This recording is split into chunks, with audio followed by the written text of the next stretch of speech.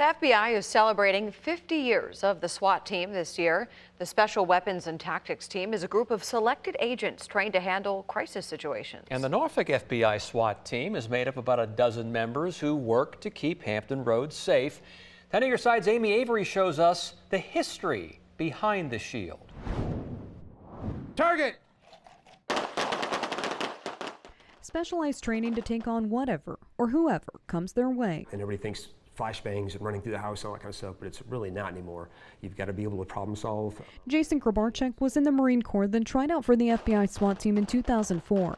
He's one of more than 1,200 SWAT agents in the Bureau. The team members all have the same training and equipment. As far as I know, there's no other law enforcement entity with that many folks that cover the entire nation that have that capability to be interchangeable. The idea for the FBI SWAT team was born following events like the Munich Olympics massacre in September of 1972. 8 men in tracksuits hopped the fence at Olympic Village, carrying guns and grenades in duffel bags. They were members of the group Black September, an affiliate of the Palestine Liberation Organization, and their mission was to hold Israeli athletes hostage. Another incident, the 1973 standoff at Wounded Knee in South Dakota, inspired the Bureau to move forward. The Bureau decided, hey, we need agents that are trained to a higher level to deal with the more challenging subjects. The way we deployed, how we deployed was a large difference from what it is today. Norfolk Special Agent in Charge Brian Dugan was a SWAT team member 20 years ago in San Francisco.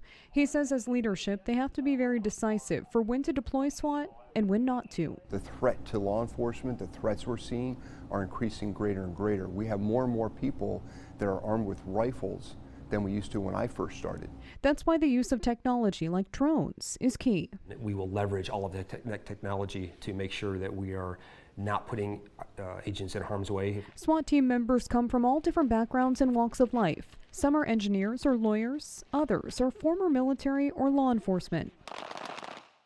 FBI Norfolk also has 2 female agents on their team. They're 2 of only about a dozen female SWAT team members across the country. They do the exact same training, the same tryouts, have all the same standards that the males do, and they're great enablers for the team. All of that, a cross-section of different backgrounds, allows us to problem solve better. Grabarczyk says planning ahead to determine their course of action is crucial. There could be 2 people in the house, there could be nobody in the house, there could be 10 or 15 people in the house, some of them may be violent. And timing is essential, showing it takes a special agent to serve.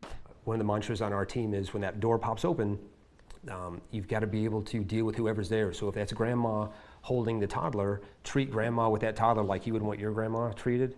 But the very violent drug offender or whatever offender that we're there to arrest may be standing behind her. And those SWAT team members look different today than they did 50 years ago. Their mission is still the same, keeping people safe. We are way more capable than we were 10 years ago or 20 years ago. Amy Avery, 10 on your side.